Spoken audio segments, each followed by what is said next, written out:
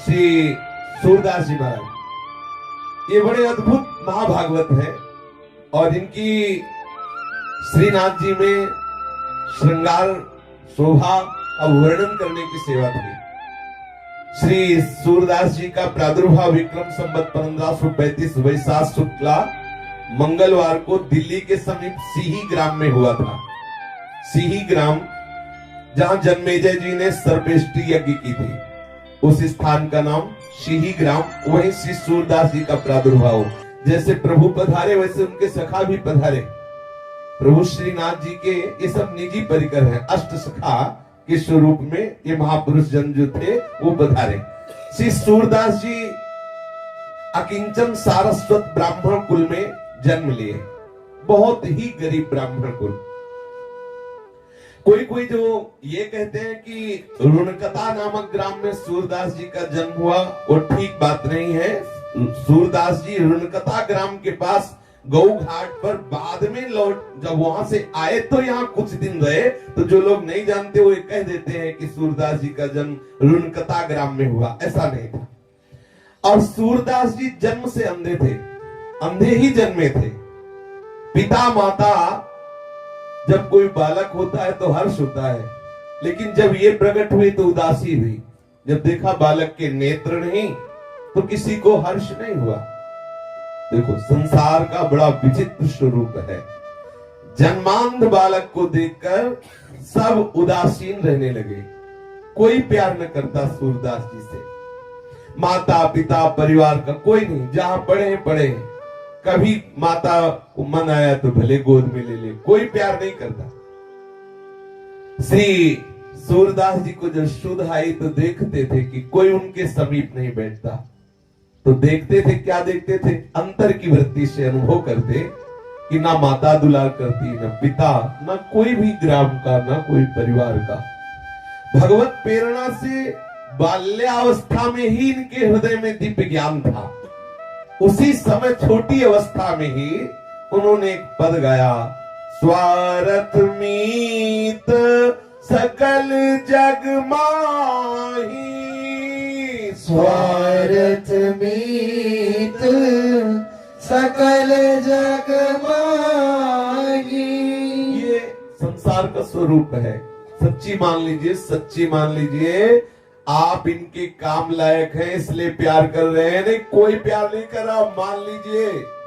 बोले क्यों बार बार कहते हो मान लीजिए? नहीं, बाद में पछताना पड़ेगा। अंत ही तो ही तजेंगे पामर, तू न तजय वही ते मन पछतई है और शर्मी। इतना पिता स्वार्थी कि कभी गोद में नहीं लिया सूरदास जी को, कभी दुलार नहीं किया, कभी माता ने प्यार नहीं किया, कभी कोई पास नहीं बैठता। अब आप विचार कीजिए, सब उपेक्षा। अच्छा, इस उपेक्षा का लाभ हुआ सूरदास जी को। हर समय बस एक बात हुई कि मुझ अंधे का तो एक ही सहारा है, श्री कृष्ण, श्री कृष्ण, श्री कृष्ण, श्री कृष्ण। यह है कृपा। हम तो चाहते हैं सबके ऊपर ऐसी कृपा हो सबके ऊपर ऐसी। अरे वो आंख से अंधे थे, हम तो दिमाग से अंधे हैं। जो हमें प्यार नहीं कर रहे हैं उनको भी कहते हैं कि हमें प्यार कर रहे हो, अपना जीवन हम व्यर्थ में नष्ट कर रहे हैं। अब उनके हृदय में बार बार निकलने लगा, हा कृष्ण, हा कृष्ण। ये बहुत कृपा है। भगवान ऐसी कृपा करे, सब जगह से ठोकर मिले, तुम्हें सब जगह अपमान मिले, सब तुम्हें छोड़ दे, फिर सबका मालिका के हाथ मिला ले। सच्ची बात है। सुनेरी मैंने निर्बल के बलराम, जिसका कोई नहीं होता मेरा ठाकुर उसको दुलार करता है। सूरदास जी का जो प्रथम चरण जीवन का बाल्यावस्था बड़ा दुखद, कोई प्यार नहीं करता।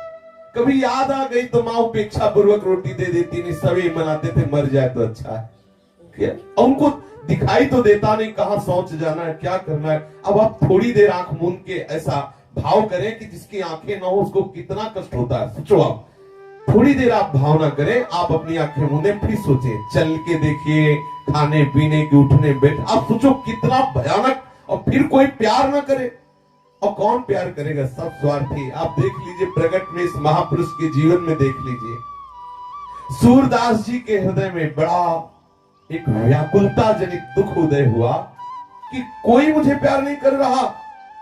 उसी समय सूरदास जी ने इस पद की रचना की, सुनेरी मैंने निर्बल के बलराम।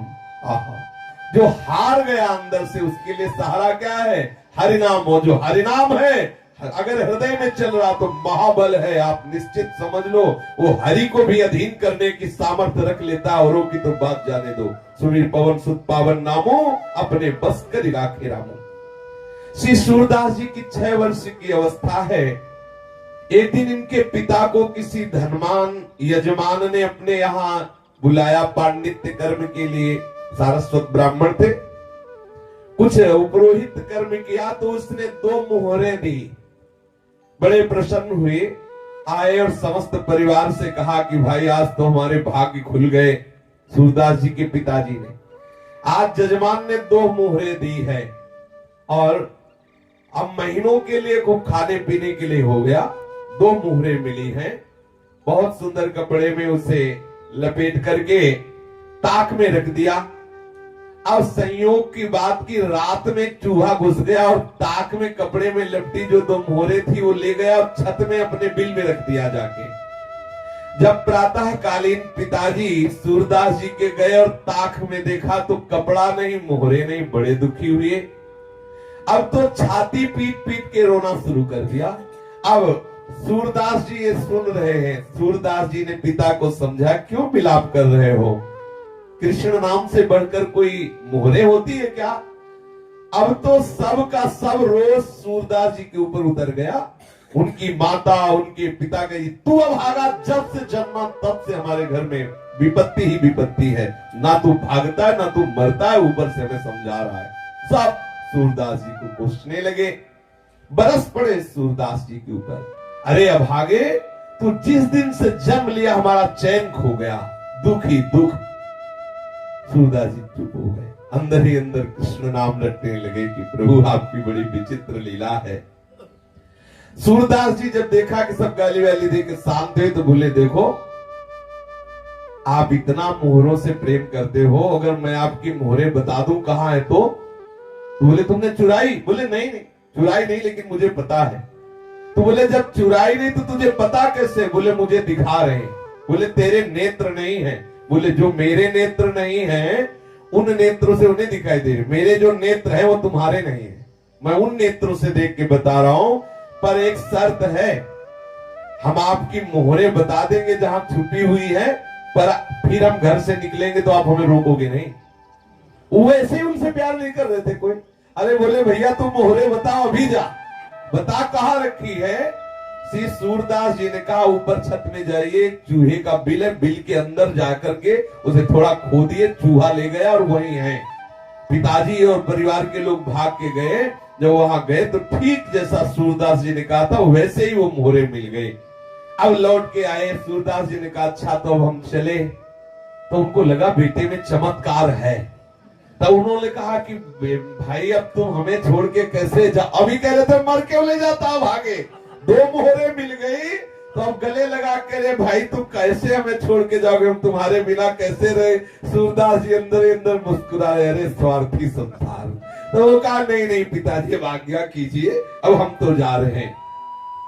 श्री सूरदास जी घर से राह में उनको छोड़ दिया गया। धीरे धीरे चल रहे हैं, 4 कोस पैदल चले।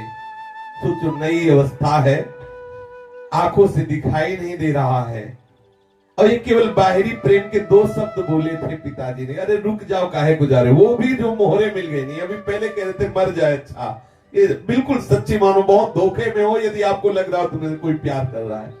बिल्कुल बिल्कुल सावधान सावधान, तुम्हारे समय को नष्ट किया जा रहा है। बहुत कम समय है, सच्चिदानंद प्रभु से प्यार कर लो।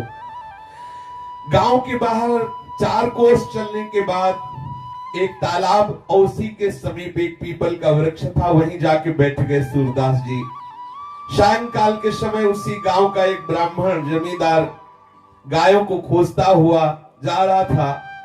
देखा कि कोई पीपल की जड़ के समीप बैठा है। आए तो उनका भाई तुम कैसे बैठे हो? तो बोले तुम कैसे यहाँ आए हो? तो उनका हम तो अपनी गाय ढूंढने आए हैं और बहुत खोजा लेकिन गाय नहीं मिल रही, अगर कोई बता दे तो मैं उनमें से 2 गाय भेंट कर दूंगा। सूरदास जी ने कहा मुझे भेंट की तो जरूरत नहीं, लेकिन मुझे यहीं से दिखाई दे रही तुम्हारी गाय कहाँ है। उनके अंतर के नेत्र देखो, अंदर से जब भजन होता है तो दिव्यता आ जाती है। ये तो खैर महापुरुष जन ही है, वैसे भी अंदर से जब भजन होता है तो सब भागवतिक, जैसे प्रभु के लिए भूत भविष्य वर्तमान का भेद नहीं, हम जीव के लिए है। जैसे अपने हाथ पे आंवला रख दिया जाए तो चारों तरफ से हम देख सकते हैं, ऐसे भूत भविष्य वर्तमान को ऐसे देख सकता है जैसे आंवले को देख सकता है। जो भगवदाकार वृत्ति को प्राप्त महापुरुष है, पीछे क्या हुआ, अभी क्या है, आगे क्या होगा, ऐसे दिखाई देता है चारों तरफ से, जैसे हम आंवले को देख सकते हैं ऐसे।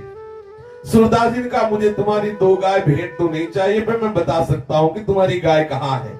यहां से 1 कोस दूर जाओ और वहां जमींदार की, जो जमींदार है उसकी घुड़शाला है, घुड़शाले में तुम्हारी सुंदर गायों को बांध लिया गया है, जाओ। अब बता दिया, वो गया, जमींदार को पता पूछा, उसके घुड़साल में गया तो वहां देखा उसकी गाय बंधी थी, बड़ा प्रसन्न हुआ, अपनी गायें वो खुलवा के लाया। अब उसने कहा श्री सूरदास जी से कि आप 2 गायें ले लो। सूरदास जी ने कहा कि मुझे गाय नहीं चाहिए, मैं तो ठाकुर जी के चरण आश्रित हूं। ब्राह्मण बहुत प्रभावित हुआ कि इतनी छोटी अवस्था, इतना उच्च कोटि का प्रभाव। उसने कहा तो फिर मुझे एक आदेश करो, तुम ऐसे पीपल के नीचे बैठे हो, मैं यहाँ एक झोपड़ी बनवा दूं। सूरदास जी ने कहा ठीक है, ये कर सकते हो। तो सुंदर एक झोपड़ी बनवा दी और खाने पीने की व्यवस्था कर दी, और 1-2 आदमियों से कहा कि इनकी देख रेख करते रहना, कोई इनको सतावे ना, क्योंकि इनको दिखता नहीं है। सूरदास जी के बहुत दिव्य सगुण, बहुत सुंदर गुण, क्योंकि जो भजन करता है उसमें दैवी संप्रदा का जागरण हो जाता है। ख्याति बढ़ने लगी, वहां बहुत से लोग आने लगे और शिष्य बनने लगे श्री सूरदास जी के। अब सूरदास जी सबको उपदेश करते, लेकिन सम्मान अंदर से स्वीकार नहीं करते। बहुत लोग मान करने लगे। 12 वर्ष तक उस पीपल की जड़ के नीचे सूरदास जी रहे, उस झोपड़ी के नीचे। एक दिन रात्रि में सहसा सूरदास जी के मन में विचार आया था कि आए थे हरिभजनन को औटेला के पास, यहाँ तो बहुत लोग शिष्य बन गए, बहुत भीड़ हो गई, हमारा एकांत भंग हो रहा है, अब मुझे हटना चाहिए यहाँ से। हमारी मूढ़ता देखो, मैं इसमें सुख मान रहा हूं, मैं अपने लक्ष्य को भूल गया, सब कुछ त्याग करके एक वस्त्र शरीर में धारण करके वहां से चल पड़े। बिना विश्राम किए पूछते हुए फिर विश्राम घाट में आए, मथुरा में विश्राम घाट में, और यहाँ कुछ दिन घाट में रुके रहे। फिर यहाँ से रुनकता ग्राम के निकट यमुना घाट पर पहुंचे, जिसे गौ घाट कहते, वहां रहने लगे। सूरदास जी का बड़ा ही सुंदर गला था, गान करने में बहुत ही सुंदर स्वर था, और विचार शक्ति बहुत तीव्र थी, भगवत भक्ति महान। इन सब सद्गुणों से गौ घाट में भी भीड़ लगने लगी। गौ घाट में भी ब्रजवासी जन और बाहर के लोग आकर के इनके सामने बैठते, भगवत चर्चा करते। बहुत तो शिष्य हो गए। ये जन समाज में स्वामी जी के नाम से जाने लगे, स्वामी सूरदास जी। जिन दिनों श्री सूर स्वामी गौ घाट पर अपना निवास बनाए हुए थे, उसी काल में श्रीमद वल्लभाचार्य जी महाप्रभु भक्ति मार्ग की अद्भुत प्रकाश को फैला रहे थे। दक्षिण के शास्त्रार्थ में विजय के कारण सभी उनके लोहा मानते थे। संवत 1567 में श्री वल्लभाचार्य जी जब अपने बहुत से सेवकों को साथ लिए हुए प्रयाग के पास एक स्थान है, वहां से ब्रज आ रहे थे, तब श्री महाप्रभु का गौ घाट में पड़ाव पड़ा। सब लोग श्री यमुना स्नान करके नित्य कृत्य से निवृत्त होकर के रसोई बनाने में लगे। एक सेवक ने सूरदास जी को वृत्तांत सुनाया कि कोई बहुत बड़े महापुरुष पधारे हुए हैं गौ घाट में ही, शायद उनका नाम श्रीमद वल्लभाचार्य जी है, ऐसा बताया। सूरदास जी बोले, मेरे हृदय में कुछ हो रहा है, ऐसा लग रहा है कि मैं जिनकी खोज कर रहा था वो आ गए, मुझे उनसे मिलाया जाए। सुखपूर्वक जब विराजमान हो आचार्य चरण, तो मुझे बताया जाए, सावकाश मिलने पर मैं उनके सामने जाकर के प्रणाम करना चाहता हूं। एक सेवक ने ऐसा ही किया। जब देखा कि आचार्य चरण आराम से विराजमान है, सूरदास जी से कहा कि अब बहुत बढ़िया अवसर है, शीघ्र चलिए। सूरदास जी सेवक के साथ गए। श्री आचार्य चरण आसन पर विराजमान थे।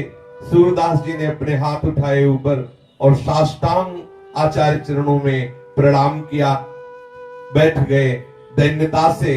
आचार्य चरण ने कहा, मैंने सुना है तुम भगवान का यश गाते हो, सुनाओ, कोई पद सुनाओ। तो श्री सूरदास जी ने सुनाया, हरि हो सब पतितन को नायक, हरि हो सब पतितन को नायक। श्री सूरदास जी महाराज जी ने आचार्य चरण को एक पद सुना। आचार्य चरण कुछ नहीं बोले तो सूरदास जी को लगा कि अब दूसरा पद सुनाए, क्योंकि जब तक, जैसे महापुरुष बोले कि सुनाइए, तो जब तक वो ये ना कहने कि रुक जाइए तब तक सुनाते ही रहिए, अपनी तरफ से नहीं। ये गुरुजनों का जो सेवन का स्वरूप है कि अगर उनका सुनाओ तो जब तक या तो वो ग्रंथ खत्म हो जाए तो फिर हम इंतजार करेंगे कि वो आदेश क्या कर रहे हैं, नहीं तो हम सुना ही रहे जब तक वो रोक न दे। अगला पद सुनाना प्रारंभ किया सूरदास जी ने, प्रभु हो सब पतितन कोटि को, प्रभु हो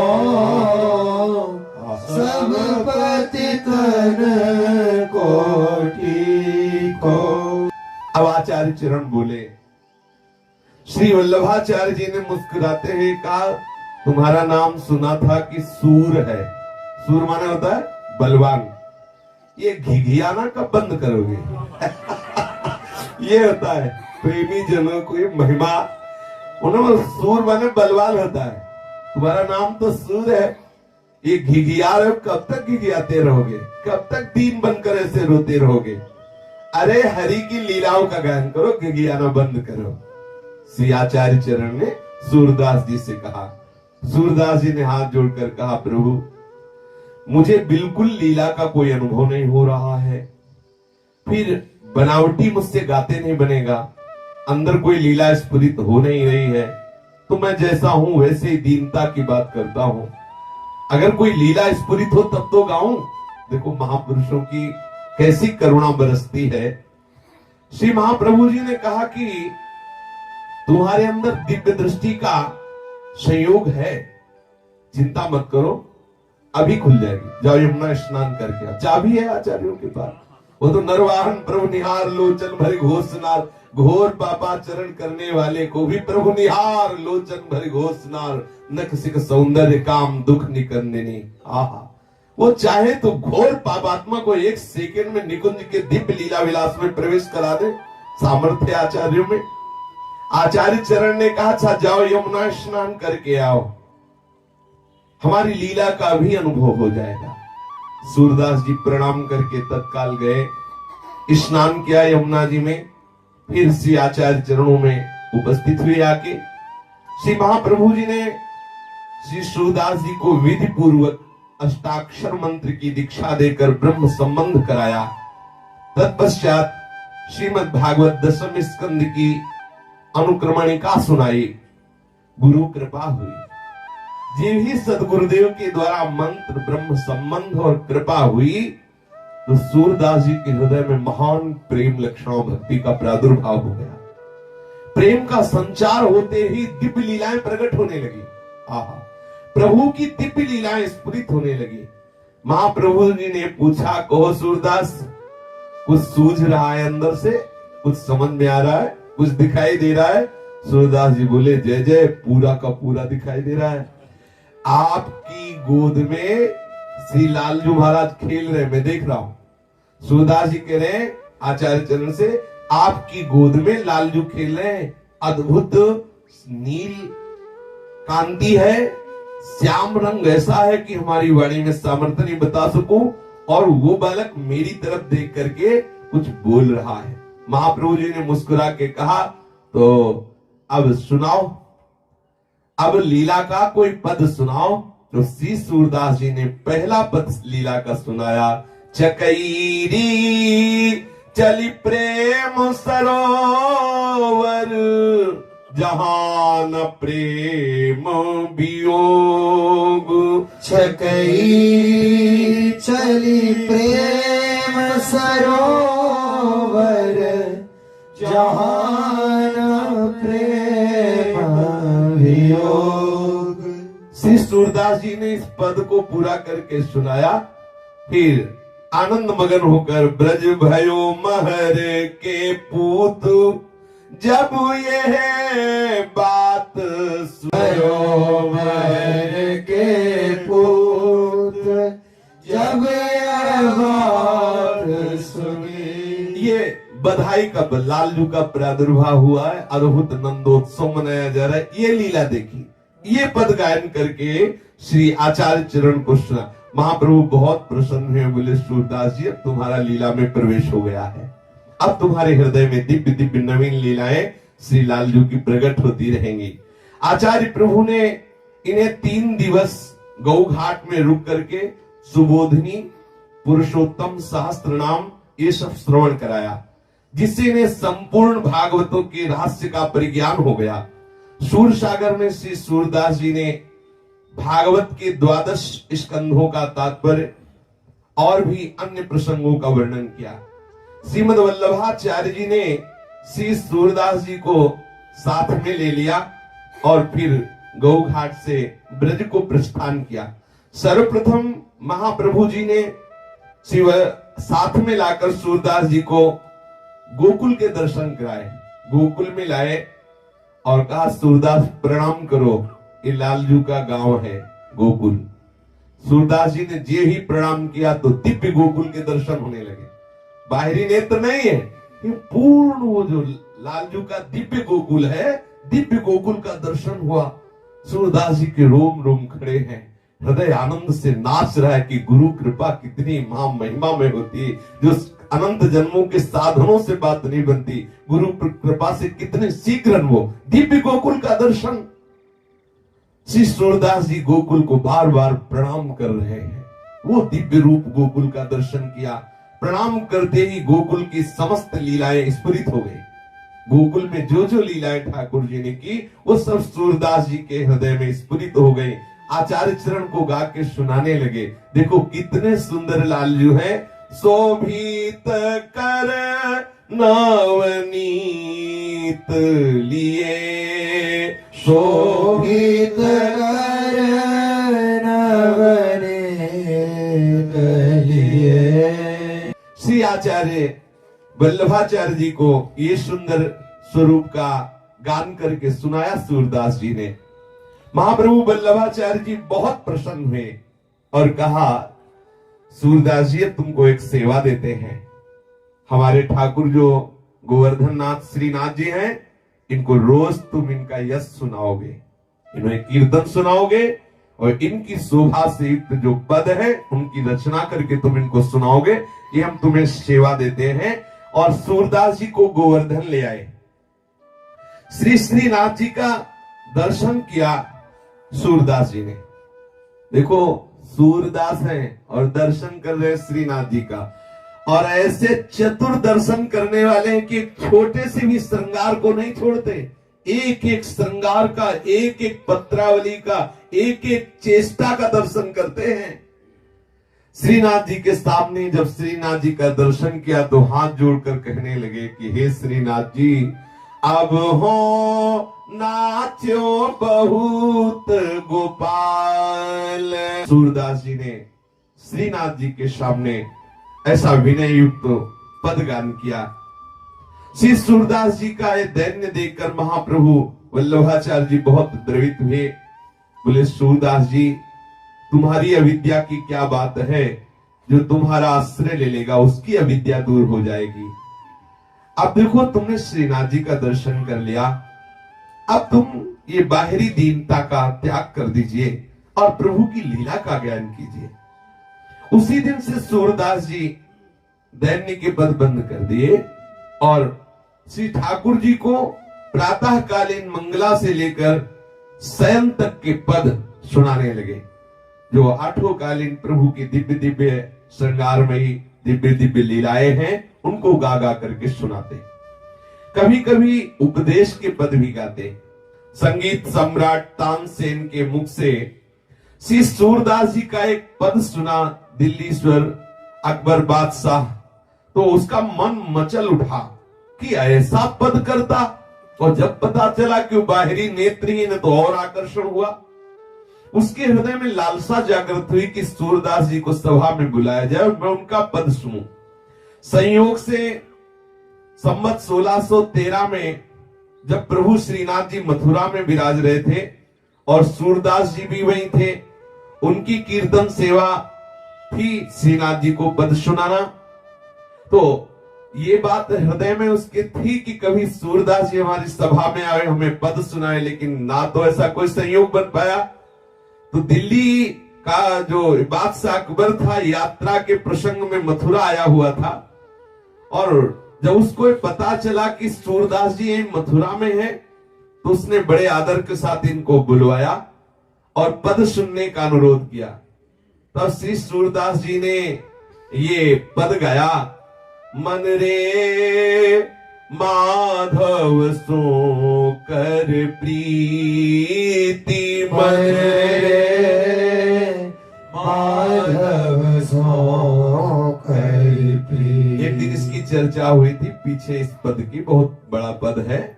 इस पद को सुनकर अकबर ने इनकी भावनिष्ठा की परीक्षा के लिए कहा, सूरदास,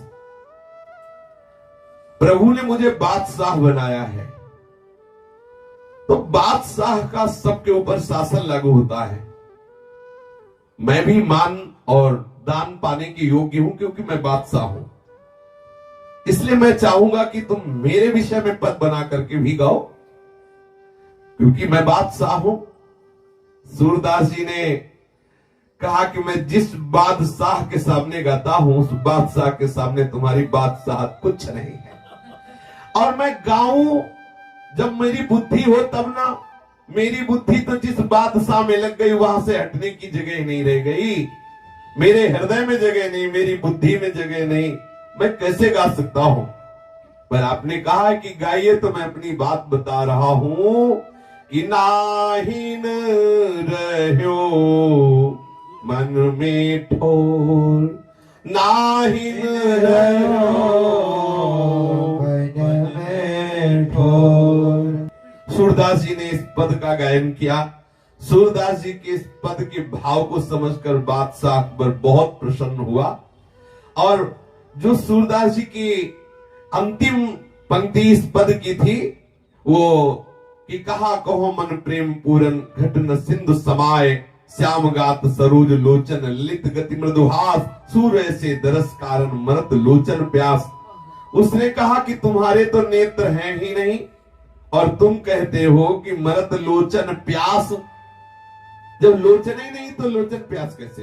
बादशाह अकबर ने कहा कि कहा कहो मन प्रेम पूरन, घट न सिंधु समाये, श्याम गात सरोज लोचन, ललित गति मृदुहास, सूर्य से दरस कारण मरत लोचन प्यास। पहली बात तो यह है कि संपूर्ण प्रेमानंद हृदय में समान ही रहा है। समझने वाले के लिए है ये कैसी महामहिमा स्थिति है सूरदास जी की। फिर कह रहे हैं कि ऐसे महामहिमा में रूप के लिए मेरे नेत्र प्यासे हैं। और पहले कह रहे कि समान ही रहा, हर समय प्रेमानंद छाया हुआ है, हर समय श्री कृष्ण का रूप हमारे हृदय में, हमारे मन में, बुद्धि में, चित्त में, अहम में, इंद्रियों में समा गया है। लेकिन अकबर जितना पकड़ पाया, उसने केवल इतना ही पकड़ पाया कि आपके नेत्र नहीं तो लोचन कैसे प्यासे हो सकते हैं रूप के। ऐसा अकबर ने प्रश्न किया कि मरद लोचन प्यास, जब नेत्र ही नहीं तो ये प्यास कैसी। बादशाह ने सूरदास जी से जब ये जिज्ञासा की, नेत्र तो सबके हैं। सूरदास जी ने कहा नेत्र तो सबके हैं, परंतु जिनसे भगवत दर्शन होते वो नेत्र नहीं है। तुम्हें हमारे वो नेत्र नहीं दिखाई दे रहे जिससे संसार दिखता है, लेकिन जिससे ठाकुर दिखते वो नेत्र हमारे हैं, तुम्हारे नहीं है। बादशाह से कहा कि तुम्हारे जो नेत्र हैं उनसे संसार देखा जाता है, हमारे जो नेत्र हैं उनसे श्याम सुंदर देखे जाते हैं। संसार देखने वाले नेत्रों से मैं अंधा हूं, लेकिन भगवान जिनसे दर्शन देते हैं वो नेत्र हमारे अंदर है। तुम संसार देखने वाले नेत्र वाले, लेकिन जिन नेत्रों से प्रभु के दर्शन होते हैं उससे तुम अंधे हो। असली अंधा तो वही जिसे प्रभु ले दिखाई दे रहे हैं। अब जब तुम्हारे अंदर वो नेत्र ही नहीं तो प्यास कहां? और मेरे अंदर संसार के नेत्र नहीं, इसलिए संसार की प्यास रही, लेकिन ठाकुर के दर्शन के नेत्र हैं, इसलिए वो नेत्र प्यासे दर्शन करते हुए भी। श्री सूरदास जी की बात सुन करके अकबर बहुत प्रसन्न हुआ, बड़ा आनंदित हुआ। अकबर ने सूरदास जी से हाथ जोड़कर कहा, मेरी कुछ भेंट स्वीकार कर लो। मैं कई गांवों की जागीर आपके नाम लिख देता हूं, मैं बहुत सी जमींदारी आपके नाम कर देता हूं। तो श्रीनाथ जी की सेवा में मगन रहने वाले सूरदास जी ने कहा, मुझे जो जागीर मिली तू सोच भी नहीं सकता। अकबर बादशाह से कहा कि तुम्हें लग रहा है कि सूरदास जी के पास ये जागीर नहीं, लेकिन मुझे जो जागीर मिली मुझे तरस आती कि तेरे पास वो जागीर नहीं है।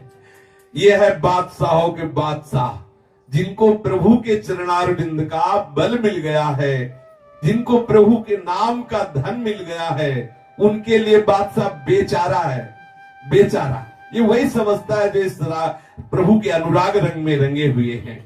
नहीं चाहिए मुझे तुम्हारी जमींदारी, नहीं चाहिए जागीर। तुम 2-4 गांव की जागीर दे सकते हो, या हम अनंत ब्रह्मांडों के स्वामी के गुलाम हैं, अनंत ब्रह्मांडों के, जिनके रोमकूप में करोड़ करोड़ ब्रह्मांड वास करते हैं। मैं ऐसे बादशाह का सेवक हूं, तू तो एक मुल्क का बादशाह है, तू क्या दे सकता है? 2-4 गांव? आप सोचिए। श्री सूरदास जी के इस भाव को सुनकर, इस बात को सुनकर के झेप गया अकबर बादशाह, और वो भी भगवत चरणारविंद का स्मरण करने लगा। सूरदास जी श्रीनाथ जी के चरणों का स्मरण करते हुए वापस आ गए। ऐसी महा महिमा में स्थिति देख के जितना गोस्वामी परिकर था आचार्य चरण का, वो सब बहुत प्रभावित है कि सूरदास जी की इतनी प्रवीण बुद्धि है। तत्काल उसी लीला का गायन करने लगते हैं। चमत्कारी महात्मा है। परिवार के जो छोटे छोटे आचार्य परिकर के बच्चे भी थे, उन्होंने कहा कि बहुत चमत्कारी है, जैसा श्रृंगार किया जाता है तत्काल वही गा देते हैं जो ठाकुर का श्रृंगार किया जाता है। हूबहू बिल्कुल, जैसी पोशाक, जैसी किनारी, जैसी पत्रावली, जैसे रंग के पुष्प, और प्रकट में आंख नहीं है, सामने ठाकुर के बैठे और वैसे ही रचना करके पद की गादी। बड़ा आश्चर्य। आंख वाला भी धोखा कर सकता है वर्णन करने में, कोई चूक कर सकता है, लेकिन सूरदास जी से कोई चूक नहीं होती। कौन सी पत्रावली बनी है, एक लट कहां विराजमान है, कौन सा छोटा आभूषण, सब वर्णन करते। श्री सूरदास जी की अपार महिमा को देख करके एक विनोद सूझा आचार्य परिकर को। श्री विठल नाथ जी से ये कहा गया कि आज इनको पोशाक ही मत धारण करवाओ ठाकुर को, और फिर लाओ श्री सूरदास जी को। आज देखते हैं क्यों कैसे वर्णन करते हैं। तो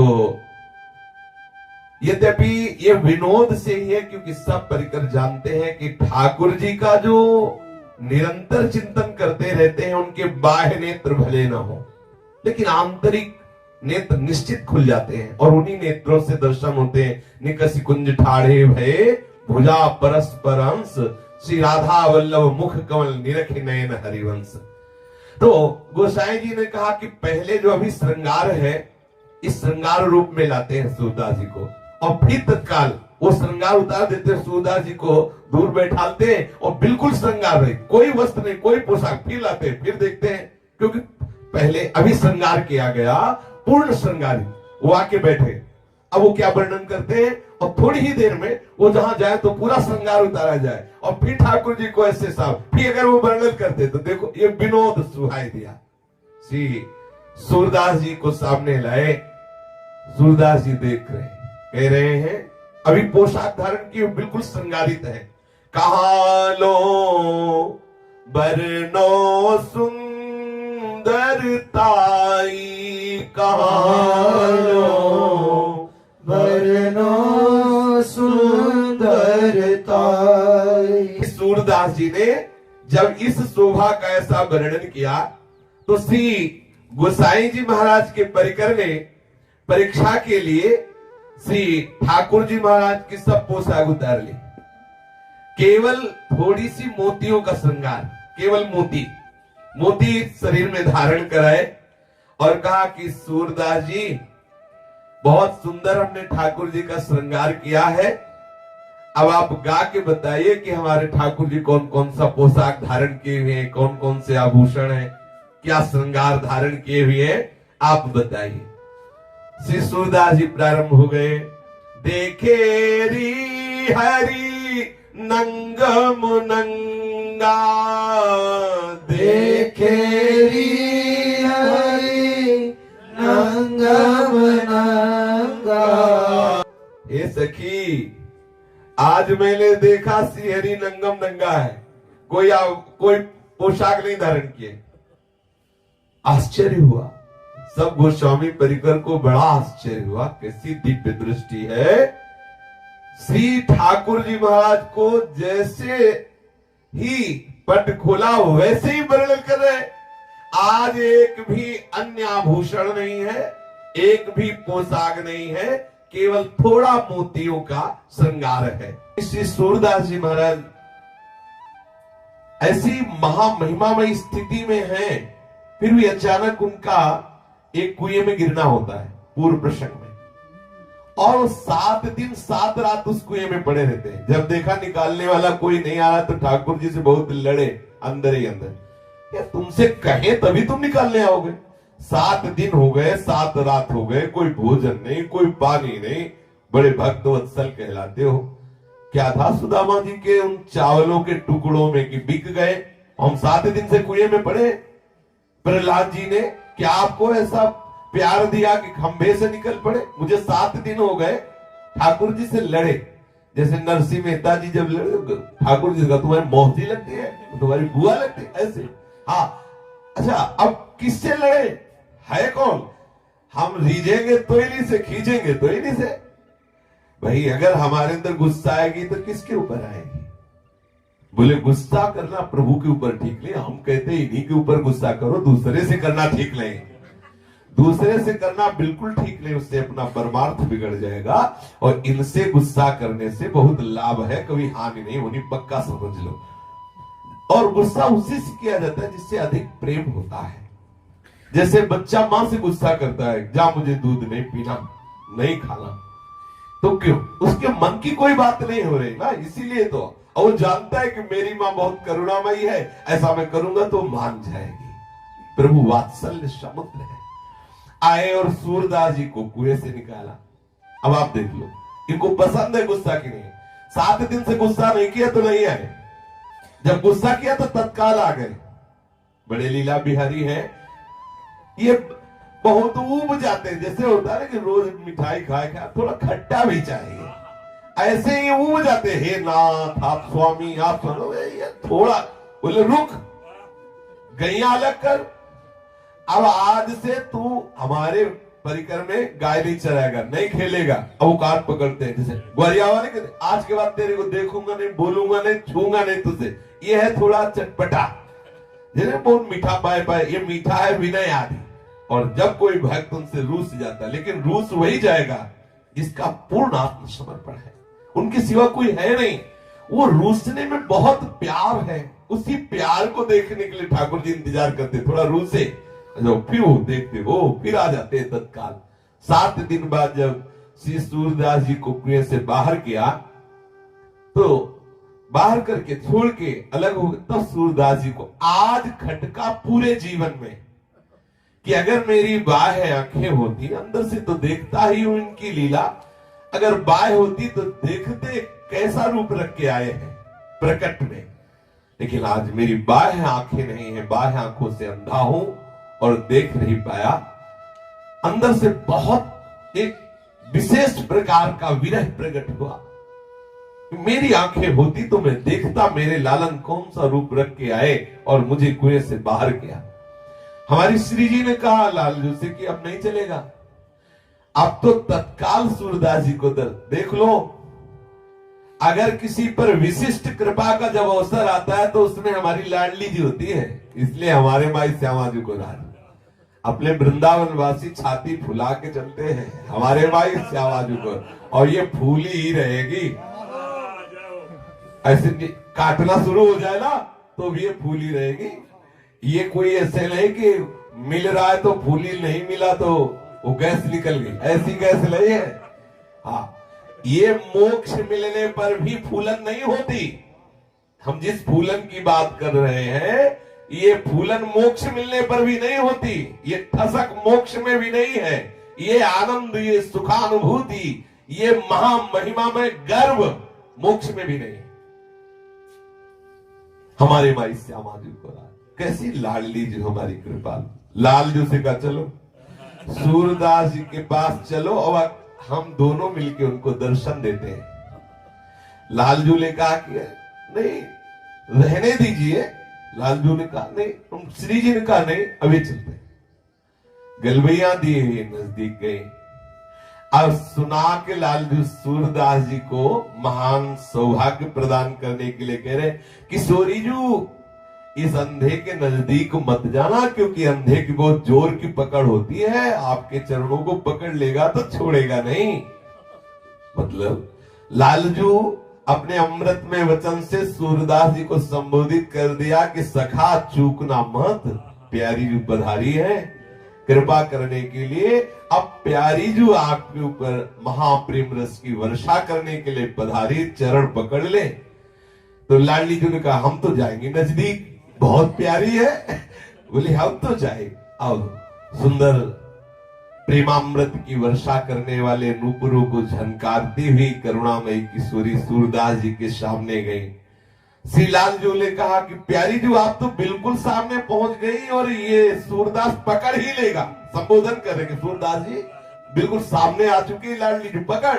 अब ऐसे नहीं कह रहे तो ऐसे कह रहे हैं कि प्यारी जू आप तो बिल्कुल सामने नजदीक पहुंच चुकी है, ये सूरदास पकड़ लेगा। तत्काल सूरदास जी ने प्यारी जू के अत्यंत प्रेमामृत समुद्र का प्रवाह करने वाले कोमल सी चरणारविंदों का स्पर्श किया। सत प्रेम सिंधु मकरंद रसोग धारा सारा नजस्मृता सर्वदास्विते। सच्ची मानिए अपार भाग्यशाली महामहिमाशाली वो है जिनको हमारी प्यारी जू के चरणों का आश्रय हो गया। मेरी लाडली जू, मेरी किशोरी जू। सब सत्संग का पूर्ण सार यही है, जिसने इन गोरे चरणारविंदों को अपना जीवन समर्पित कर दिया। सूरदास जी प्यारी जू के चरणों का स्पर्श प्राप्त करते ही विकल हो गए। अब श्री लालजू ने इशारा किया लाडली जू से कि लाडली जू ये तो भाव में डूब रहे, अब अपने श्री चरण आप हटा लीजिए।